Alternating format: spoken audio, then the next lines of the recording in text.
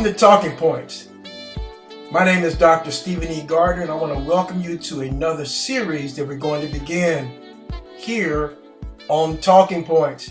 We're going to be talking about, for the next few weeks here, the topic entitled, It's Harvest Time.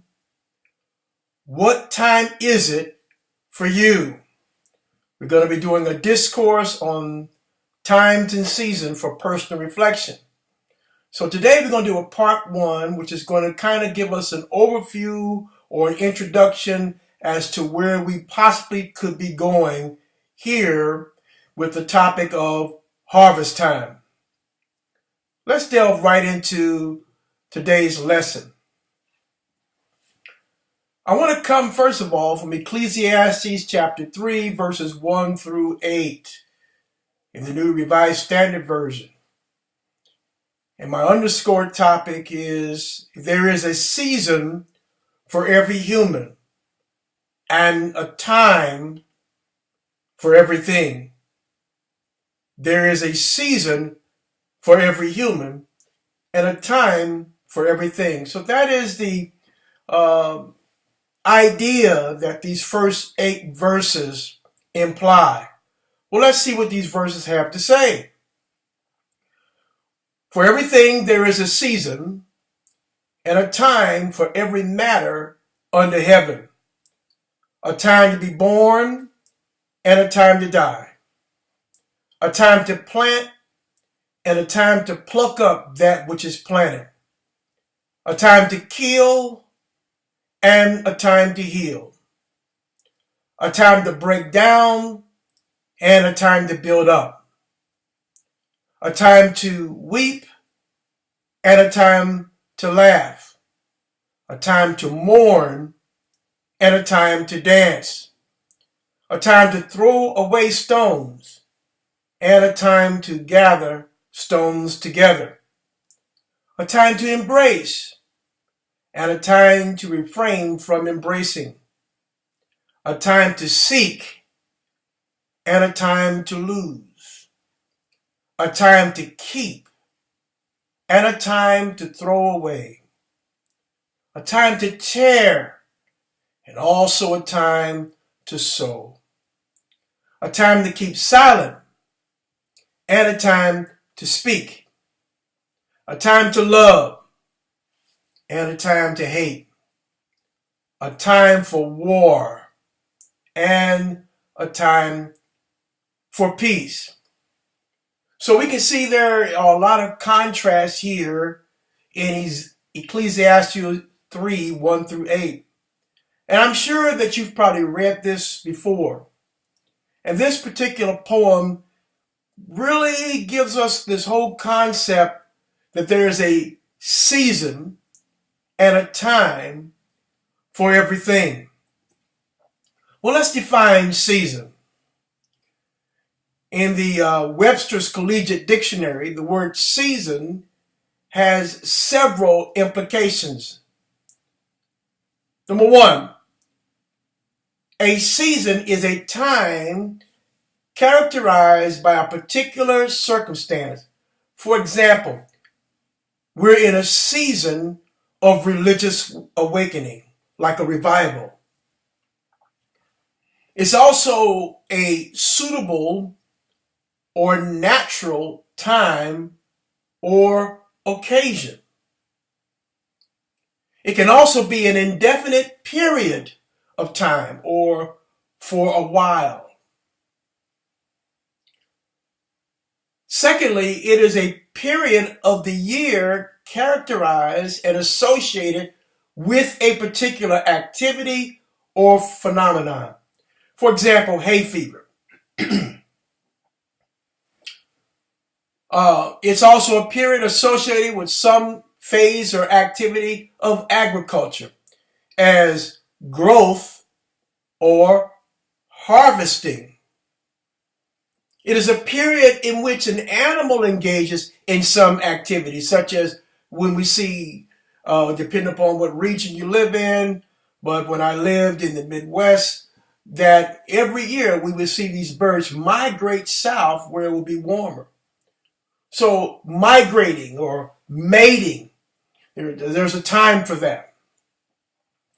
Thirdly, it is a period normally characterized by a particular kind of weather, such as the rainy season, or we're in the hurricane season, or, other types of seasons that describe weather and our experiences as related to that, so you know what to prepare for. Here, I live in Arizona, and so usually around late July and August, we have the monsoon season. When you stop to think about monsoon, most people think of monsoon in terms of the tropics. But since I live in the desert, when we have monsoons here during the monsoon season, we have what you would call haboobs or dust storms. We have multiplicity of dust storms during the monsoon season. And so we know when we see these signs what to do and what to prepare for.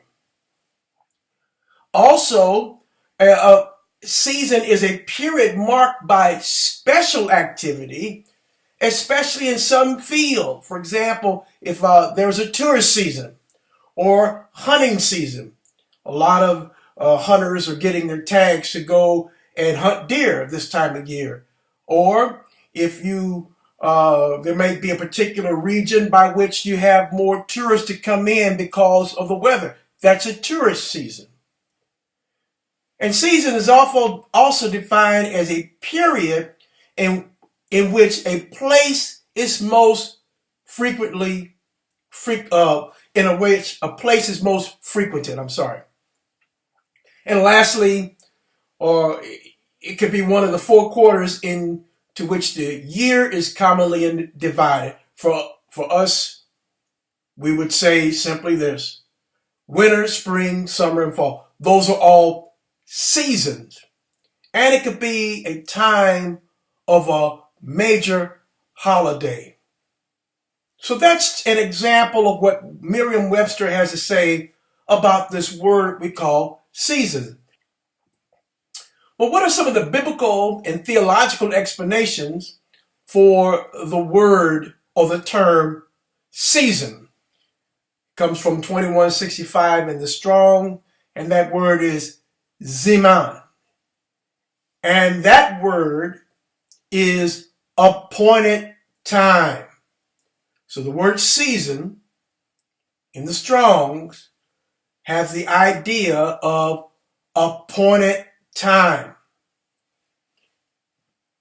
Another way of looking at this is, this quote is taken from Commentary Critical and Explanatory on the Whole Bible, Volume 1, page 405. And it says, man has his appointed cycle of seasons and vicissitudes, as the sun, the wind, and water that we see there in Ecclesiastes 5 through 7, but is also referencing to purpose.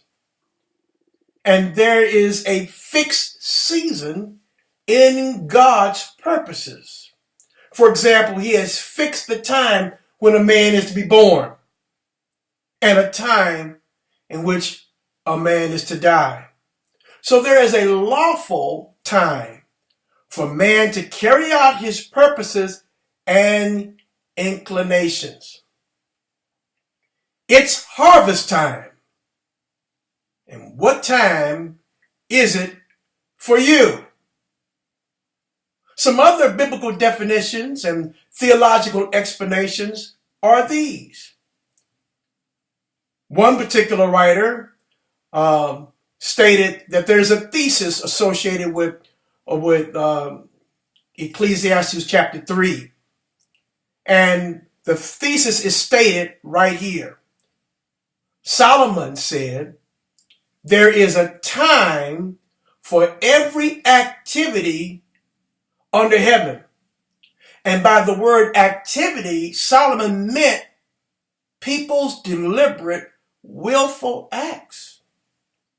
The Hebrew word for activity always is used of people and literally means desire, and then by metonymy, what one desires.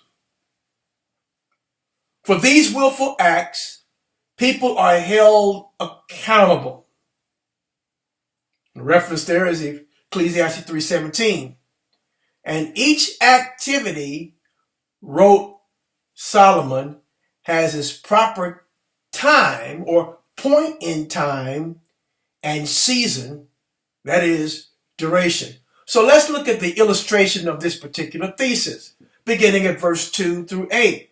Here we find Solomon followed a general statement with a poem of 14 opposites, each which happens in its time. The fact that Solomon utilized polar opposites is a multiple of seven, in a multiple of seven, and began his list with birth and death. By him doing that, it was highly significant. In fact, the number 7 suggests the idea of completeness and the use of polar opposites, which was a well-known poetical device called merism, which suggests totality. And you can reference that by going back to Psalm 139, verses 2 through 3. We'll see some of that. But though the exact meaning of some of these activities is uncertain, Solomon intended to affirm all a person's activity, whether it be constructive or destructive. And all of his responses to people, objects, and events happen in their times. So that's something, something worthy to look at. I mean, even if you want to look further into this type of poetical device called merism and look at and use that as a biblical study, you find out how many more biblical passages are out there that employ this particular poetical device.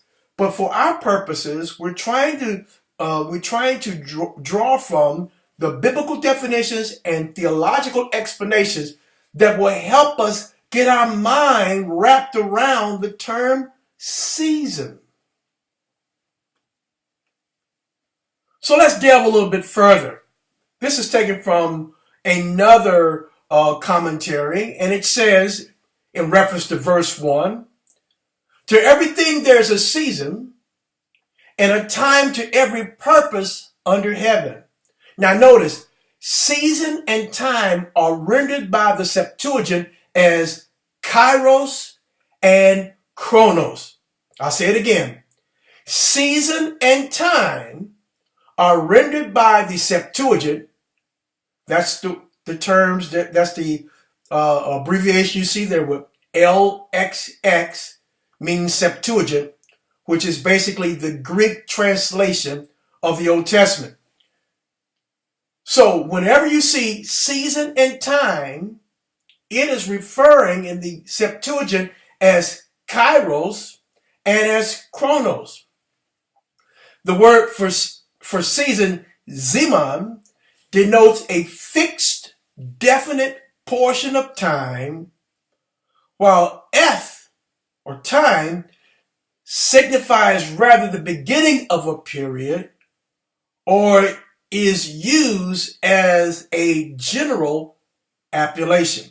So the two ideas are sometimes occurrent in the New Testament.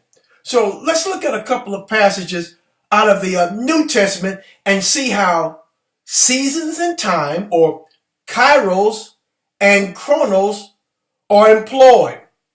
For example, Acts 1, verse 7, the writer says, he replied, quote unquote, it is not for you to know the times or periods that the Father has set in his own authority. So there, the Greek word times, kairos, and periods, chronos, is there. 1 Thessalonians 5 and 1. Now concerning the times and the seasons, brothers and sisters, you do not need to have anything written to you. So again, you see the word times and seasons is used a lot. Is used together to depict, not only something that is fixed, but it's also a definite portion of time. Let's go back then and look at the Old Testament. And in the Old Testament, we find in the book of Daniel, chapter 2, verse 21, it says, he changes times and seasons, deposes kings, and sets up kings. He gives wisdom to the wise and knowledge to those who have understanding. Now we're going to come back at a certain point doing this study, and we're going to come back and visit that passage again at a later time in a later episode. He changes times and seasons. He deposes kings and sets up kings. He gives wisdom to the wise and knowledge to those who have understanding. And for those of you that like to draw from literature that is extra biblical or outside the normal or the commonly used canon, you can refer to the Apocrypha. And I would encourage all of you that are serious Bible students, and if you want to know some of the things that occurred between the two testaments, then it's important to look at extra biblical literature or non-canonical resources to get an idea. So here in the Apocrypha is a book called The Wisdom of Solomon. And it states, quote, she, referring to wisdom, foreseeth signs and wonders, and events of seasons and times. Everything we hear refers especially to men's movements and actions as to what concerns them. So wisdom foresees seasons and times and events of, wisdom foresees signs and wonders and the events of seasons and times. Again, those words used together, kairos and chronos. Well, let's define harvest. We've looked at season. Now let's look at harvest. And here are a few passages relating to harvest. Genesis 8:22 says, as long as the earth endures, seed time and harvest, cold and heat, summer and winter, day and night shall not cease. So again, you find the opposites here, cold and heat, summer and winter, day and night, they'll not cease. When it comes to harvest, we find that there is an activity that precedes harvest, and it's called seed time. And as we read there in Ecclesiastes, we find that there's a time to sow or time to plant and a time to pluck up that which is planted. That planting period is called seed time. And that time to pluck up that which is planted is referencing to harvest. Now, what's interesting here, I heard someone use a play on words and taking the word seed time and harvest and broke it down like this. They said seed, time, harvest. And I think that's a unique way to identify or to imply that between the harvest and the seed is a period, is an episode, is a time frame. In other words, it takes time from the moment that a seed is planted before it emerges as a harvest. Our problem is that we are too impatient to wait for the harvest. Many times there are some harvests that are averted or omitted because we got too impatient, and so we began to get discouraged and do something else. The Bible says, I believe it's in the Galatians, it says that be not weary in well-doing, for you shall reap in due season if you faint not, if you don't quit. So don't let the episodes, and we're going to talk more about this in some subsequent episodes of Talking Points, but I just want to highlight, don't let the idea, don't let the time frame, don't let patience become your enemy. In fact, patience should become your friend. And when I was early in the ministry, one particular pastor that I had, he said that patience is doing something else in the meanwhile. And so we need to occupy until our harvest comes. Just like the scripture that tells us to occupy till he comes. Well, if his coming is my ship coming in, if his coming is my assigned harvest for the reaping, for the sowing that I have done, then I need to occupy. I need to find something else that I can do that's productive. Something else that I can do that glorifies God, and not get caught up in the frustration of what we think is a delayed harvest. I'm here to tell you that delay does not mean denial. Every farmer that goes out there to plant seeds, he doesn't expect tomorrow that he's going to have a harvest of corn or harvest of wheat. He already knows, and he's already prepared to wait for his harvest. He's done everything that he's supposed to do. Now he must employ time, that is patience, to wait for harvest, so that when harvest time comes, he's always ready or already ready to engage in the harvesting activities. So the writer here in Genesis says that as long as there is an earth, as long as earth is around, there are going to be some things that will always occur. Not only in the plant life, not only in the atmosphere, not only in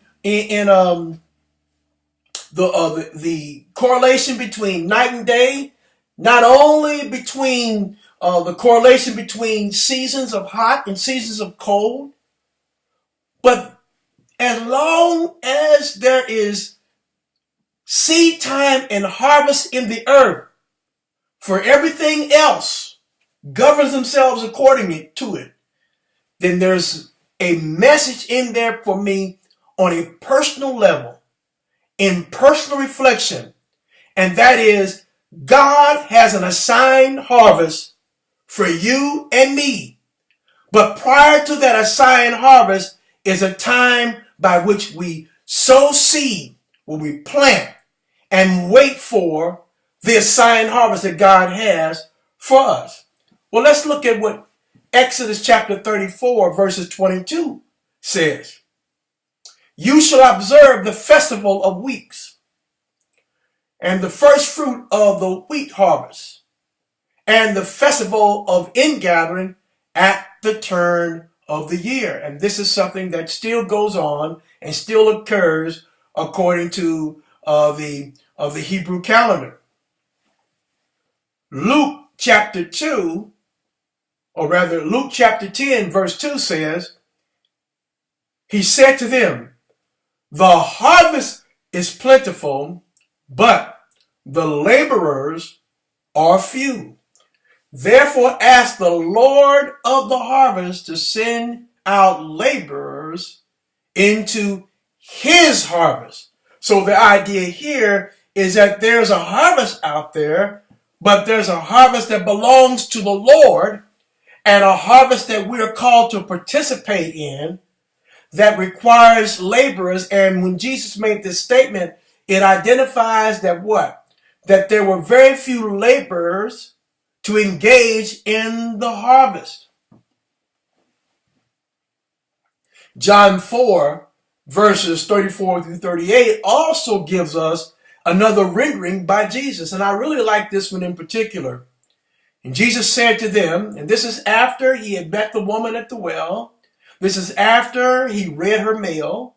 This is after she left her water pot and went back to the city of, or the place of Samaria, and began to tell them, come see a man, which told me all things that I did. Is not this the Christ? So when she was embarking on her journey to go back, about this time, the disciples showed up. They didn't even question why Jesus was violating certain customs that was applicable to their day and time. Number one custom he violated was the cultural custom. That there was, number one, a existence between the Jews and Samaritans was a little bit of tension. And because they didn't get along, even though they were, the Samaritans were considered half-breed, they were an admixture, they were mixed blood, as it were. There was the result of an intermarriage. And so he violated that custom because he's talking to a Samaritan. He violated another custom because now he's talking to a woman out in public. That's something that you just don't do. So he crossed the line, as it were, or he extended beyond those borders and limitations that was already accepted, or an acceptable norm in their day, to make a point that God is not limited by your limitations that you have placed upon him, and by the limitations that you have between you and someone else. And so when he said this, this statement that he's getting ready to tell them, he's trying to get them to look beyond their understanding of time, understanding of season. He's trying to get them to think and look outside the box. One of the problems that we have today is that we have become religiously regimented in a particular faith or doctrinal worldview. And sometimes that religious worldview puts God in a box. And in many cases, it puts our experiences of God in a box. God may want to do some things in the periphery of your life, on the margins of your experience. But because I've concluded that God only comes according to these doctrinal beliefs, we miss out on the blessings on the periphery and in the margins. We have to be willing that when it comes to dealing with a spiritual God, that he does have spiritual meaning behind our purposes, and there are some spiritual seasons in our life. So he says here, my food is to do the will of him who sent me and to complete his work. So Jesus identified, hey, look, this is why I came into the world.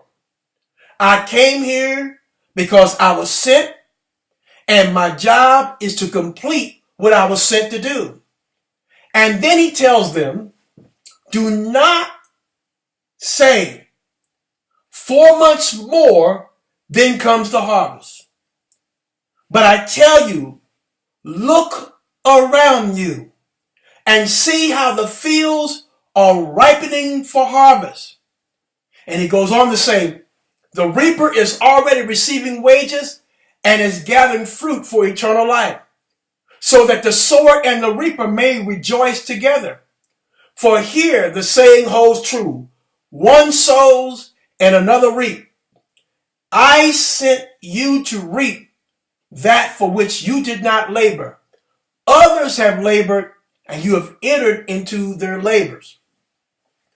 I like this verse because what Jesus was telling his disciples is that, look, don't look at the natural season that we're in and calculate and conclude that it's another 4 months and the harvest will come.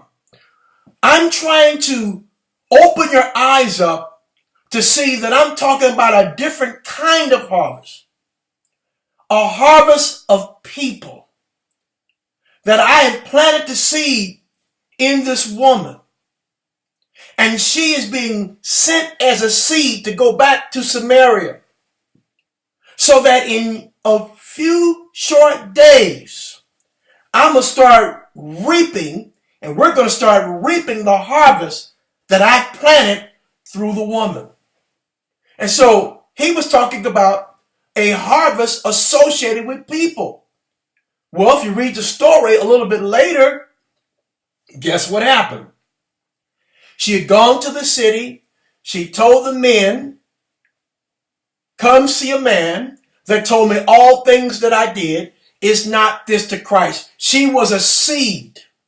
And so as a result of that, those men went back to Jesus and became convinced of themselves. They were the harvest that Jesus told them, don't say that they're 4 months.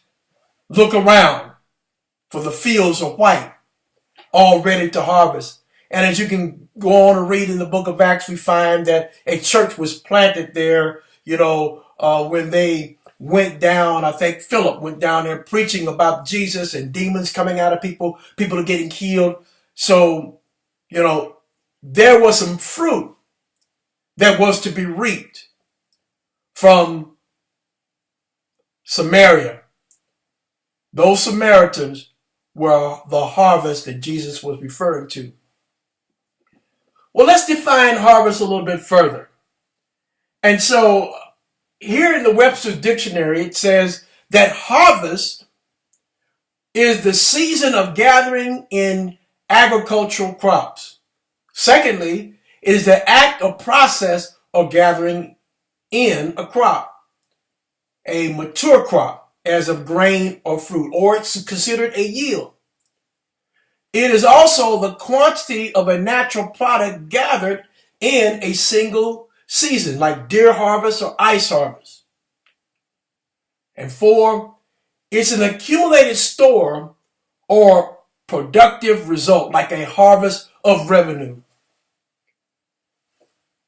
In the New American Standard Hebrew, Aramaic, and Greek dictionary, it gives us this word katsir, which means harvesting or harvest. Katsir means harvesting or harvest. Let's visit a few biblical and theological explanations regarding harvest. Harvest is, in the Hebrew, is katsir, and in the Greek is thermios, the gathering of agricultural crops. In ancient Israel, a primarily agrarian society, the harvest of major crops became the occasions for 3 principal pilgrim feasts. Now, this may be something that you didn't know, that all of the feasts of the pilgrim feasts of the ancient Hebrews was regarded around particular harvest times. For example, Passover, which was referred to first as the Feast of Unleavened Bread, it was a way by which they would mark the barley harvest in April or May. You can go and look at that in Exodus 34, 18 to 20. Pentecost, or the Feast of Weeks, was an observation of the wheat harvest in June. Leviticus 23:15 through 21, Exodus 33 and 23 and 16 gives the reference Feast of Harvest. And lastly, and the Feast of Booths, or the Feast of Tabernacles, which occurs in October, was the celebrating of the grape harvest. Or it's also referred to as the Feast of Ingathering. So, it is harvest time. In fact, those who are watching this episode, we just celebrated what last week? Thanksgiving, which was a type of harvesting by which we would enjoy the labor of our hands. Harvest time. Now, there are other harvests that are mentioned that are regarded in the Hebrew culture, and these harvests would include flax, which was usually harvested in March and April, and the summer fruits, grapes and figs, in August, and in September to mid-November were the olives. And so these are all important things. You can look up some more of this in Erdman's Bible Dictionary or in a Bible dictionary of your choice. Well, now let's talk about some of the figurative and metaphorical usage of the term harvest. Now, some of that we've already looked at, but I want to kind of set us up from what we're going to talk about or how we're going to allow this topic to be played out into our personal life. There are figurative and there are metaphorical usages of the word harvest. Jesus depicts the task of enlisting followers for his kingdom in terms of harvesting. Elsewhere, the harvest represents the end of the age.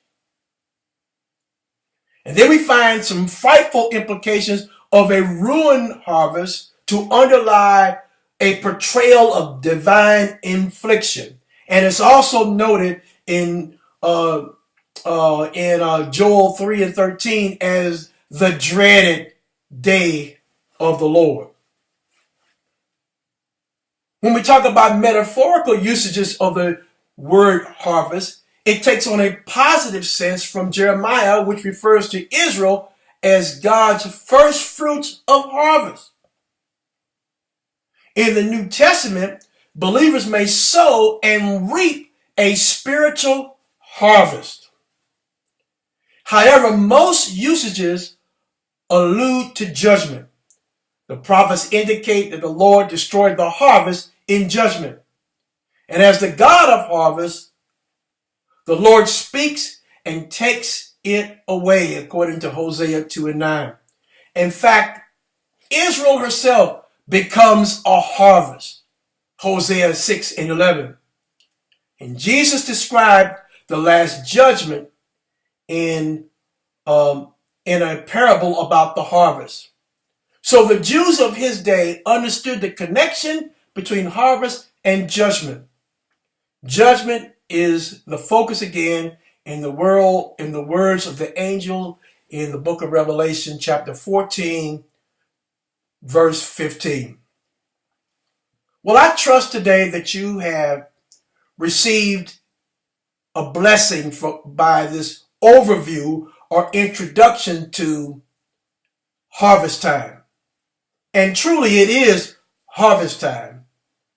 And the question that we all must ask, what time is it for you? What time is it for me? And as we move forward throughout this series, we're going to look at how to discern the times and seasons in your own life.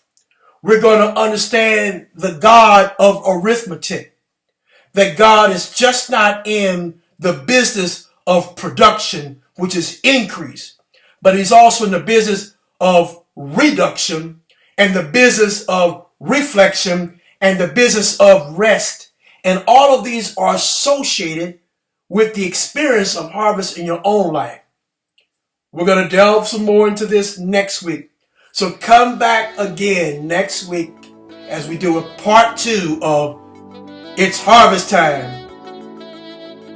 What time is it for you? May God bless you. We'll see you again soon.